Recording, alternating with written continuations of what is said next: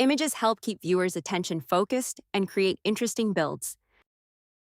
We've added new image layout controls in forms and surveys to give you more control over how they appear. Let's check the changes.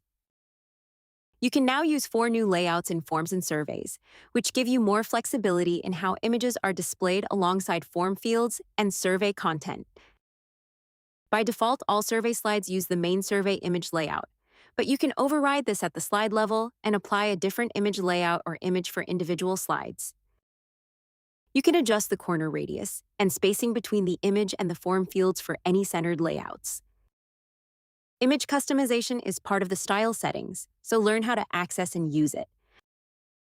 Head to the Forms or Surveys tab inside the Site section and create or edit a new build. Open the style settings by clicking the icon in the top right corner. Toggle Show Image on and add your image. Customize the image display to your liking. These improvements help create cleaner, more polished experiences that align with your design and create visually interesting content. We hope you enjoy it.